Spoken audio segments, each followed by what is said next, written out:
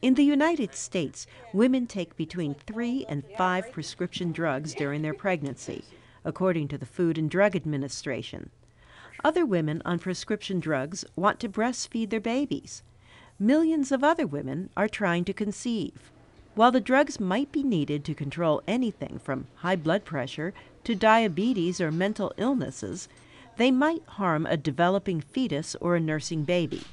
Until now, a grading system classified drugs with letters A, B, C, D, and X, with A being the least risky, X being the most.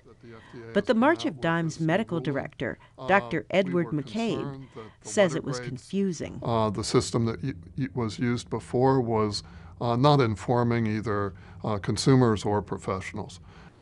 Abilify, a drug used to help people with bipolar disorder, is a grade C drug, but nowhere on the container does it say this.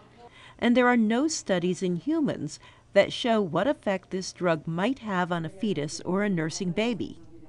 In an online press release, the FDA says the 5-letter system will be replaced by new labels with more detailed, up-to-date information, so doctors can help their patients make better choices about the risks of certain drugs before and during pregnancy or while breastfeeding.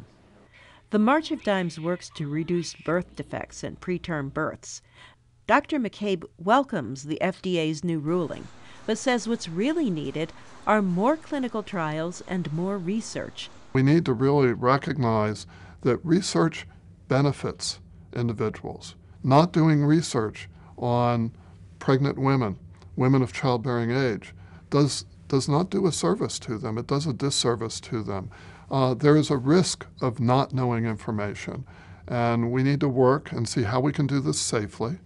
But then once we've determined that it is safe, if a drug is being used in pregnant women, we should be studying it. Dr. McCabe says the real problem is that for many drugs, we don't have the information we need to make good choices. Carol Pearson, VOA News.